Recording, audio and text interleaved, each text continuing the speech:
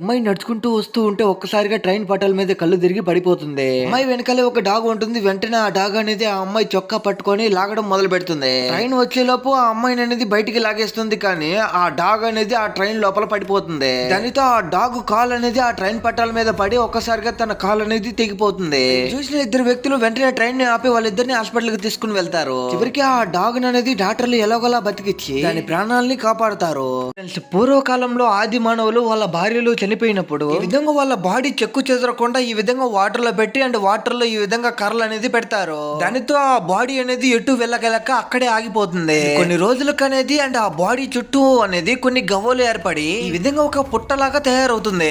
8 సంవత్సరాల తర్వాత కొంతమంది సైంటిస్టులు అనేది అండ్ ఆ నది ఒడ్డున అనేది తవ్వడానికి వచ్చినప్పుడు ఆ ప్లేస్ లో ఒక అస్థిపంజరం కనిపిస్తుంది. వెంటనే అక్కడికి చాలా మంది సైంటిస్టులు వచ్చి చూడగానే ఆ ప్లేస్ లో చాలా అస్థిపంజరాలు ఉన్నాయని గమనిస్తారు. అండ్ ఆ అస్థిపంజరాన్ని కోసి చూడగానే అందులో ఉన్న అవయవాలు ఒక్కటి కూడా డ్యామేజ్ కాకుండా ఉంటాయి.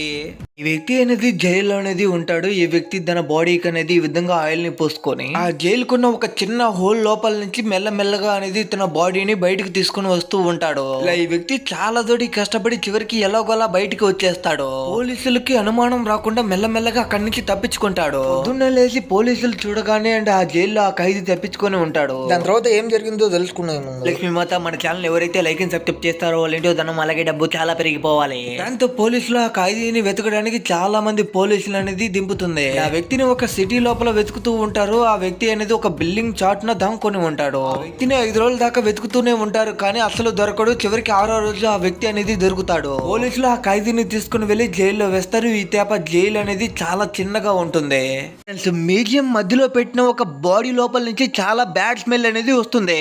ఆ బ్యాడ్ స్మెల్ కి అక్కడ మ్యూజియం లో ఉన్న ప్రజలందరూ అది చూసి అక్కడి నుంచి పారిపోతారు. ఇలా ఈ బాడీ లోపల నుంచి బ్యాడ్ స్మెల్ ఎందుకు వచ్చిందంటే డాక్టర్లు పోస్ట్ మార్టం చేసేటప్పుడు ఆ బాడీ లోపల నుంచి ఫుల్ గా అనేది బ్లడ్ మొత్తాన్ని బయటికి తీసేసి ఆ బాడీ మీద ఒక ఆయిల్ ని వేసేసి అండ్ కవర్ ప్యాకేజ్ తో ప్యాక్ చేసేస్తారు. దాని తర్వాత ఏం జరుగుతుందో తెలుసుకునే ముందు లక్ష్మీ మాత మన ఛానల్ ఎవరైతే లైక్ అండ్ సబ్స్క్రైబ్ చేస్తారో వాళ్ళ ఇంటో ధనం అలాగే డబ్బు చాలా పెరిగిపోవాలి. అయితే కొన్ని రోజులకి ఆ బాడీ లోపల అనేది బ్యాక్టీరియా ఫామ్ అయ్యి ఆ బాడీ అనేది చాలా పెద్దగా మారిపోతుంది. బ్యాక్టీరియా ఎక్కువ అవడం వల్ల ఆ పొట్ట పగిలి అందులో నుంచి బ్యాడ్ స్మెల్ బయటకు వస్తుంది.